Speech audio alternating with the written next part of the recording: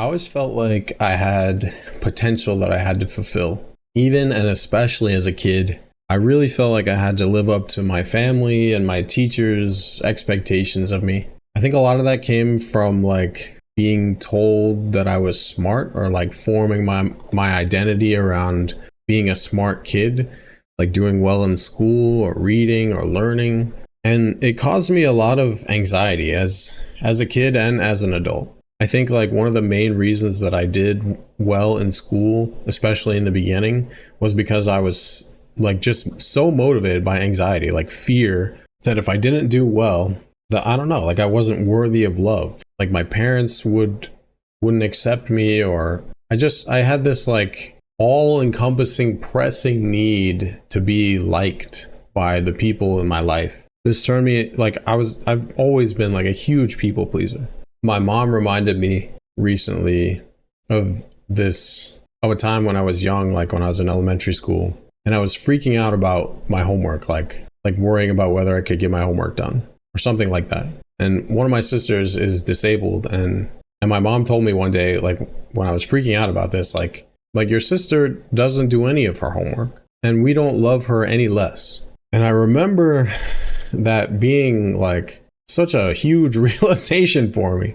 It sounds like silly almost, but like it really lifted a weight from my shoulders. Even hearing her tell the story again, even hear her tell this to me again, like a few months ago or last year or whatever, like the wave of relief that I felt like last year, hearing this as like a 31-year-old person was huge. And I think that's like, it's because it's like a core problem. It's like a core anxiety that I have and have had my entire life, which is that I have this potential and expectations to fulfill. And if I don't fulfill that, then I'm garbage. Like I'm not worthy of people's love. I'm not worthy of respect. I don't know. It's just like my whole identity is wrapped up in, or has been, or was wrapped up in accomplishing whatever I feel like I have to accomplish, or fulfilling people's expectations of me, or my own expectations of myself,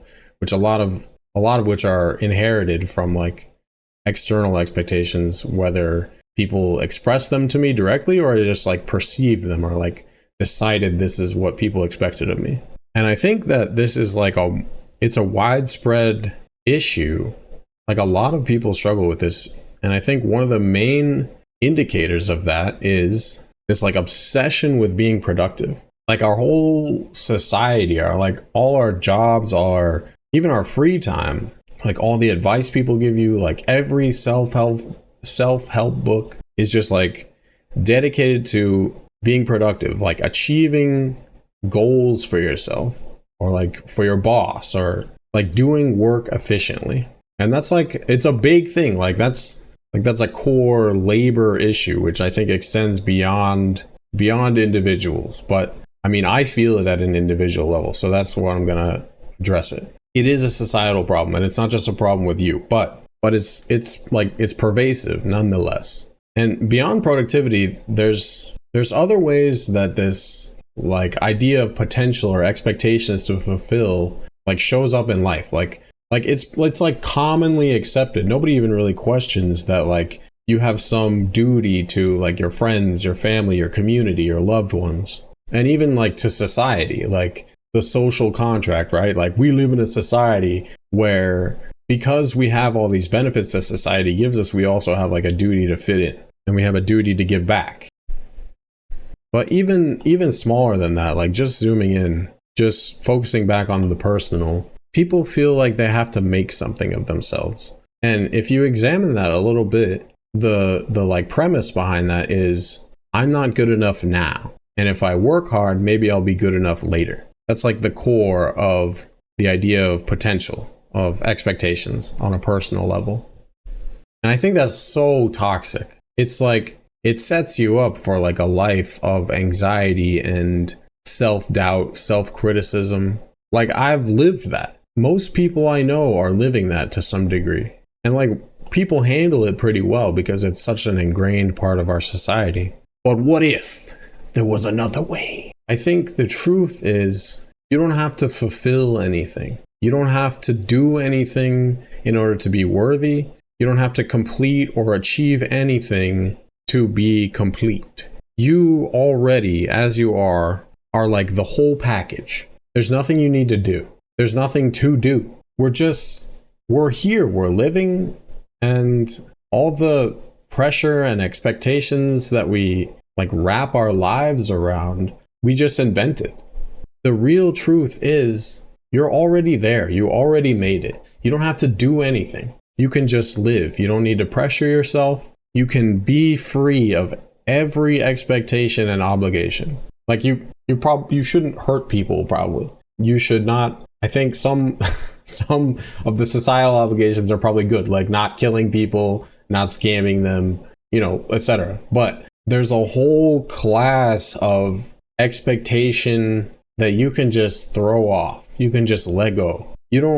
This is like contrary to like all the productivity and self-help advice, and even like my own stuff that I talk about a lot of the time, which is like achieving something, building something, like specifically building an audience or making money online or losing weight. Like those are all goals. Those are all like things to achieve, right? There's a distance between where you are now and where you want to be. And that gap you could label as potential or expectation. But you can choose those for yourself. And there's a way, I think, to approach those that is a lot healthier and more sustainable. Like you can just do stuff because you want to. And if you don't want to, you don't have to do stuff. There's no obligation for you to make anything of yourself or achieve any level of material success. Like there's nothing wrong. Like if you just want to sit in your room and play video games all day for years of your life, do it up. Like you don't have an obligation to do more than that. You might find that maybe you want to do more than that at some point. Like you want to cultivate the relationships that you have with people. You want to experience new things. You want to see the world. And that's cool too. But if you don't want those things, you don't have to do them. You don't have to strive for them or put pressure on yourself for not being interested in them, especially because your interests change. Like there's seasons of my life where I just played games. Like that was my main thing. When I wasn't working or at school, like I played games, and that's okay. It doesn't mean you're like a defective person. In fact, you're the opposite of defective. You're a whole, complete, wonderful, shining example of a person, and you are free. Like you are already free. You haven't realized it yet. You already have what you want. And other things, like things outside of that, goals that you want for yourself, like success or achievements in life, it's okay to want those and still go after those, but they don't make you any more complete because you're already there. And I wanted to talk about this because like in all the things I say and people online say and people everywhere say about like, oh, you have to do this, like what are you working on, like what are you making progress towards? You don't have to make progress towards anything. You don't get value as a person from how productive you are.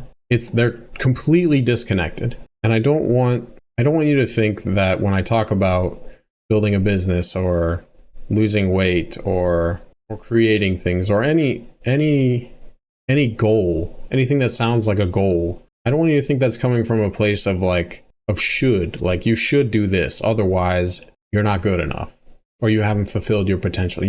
You've already fulfilled your potential. You can think of it that way. Besides the fact that potential is made up and doesn't exist, you have already fulfilled it. You're already there. You did it.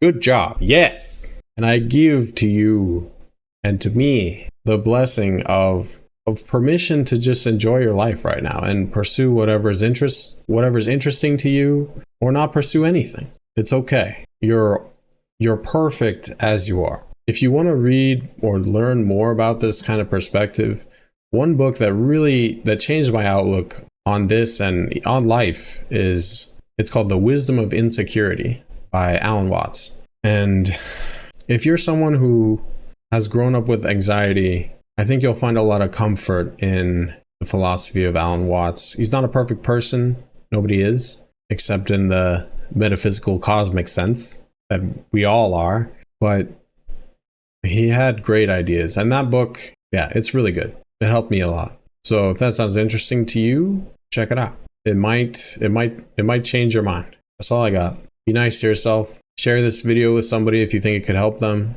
And I'll talk to you soon. Bye.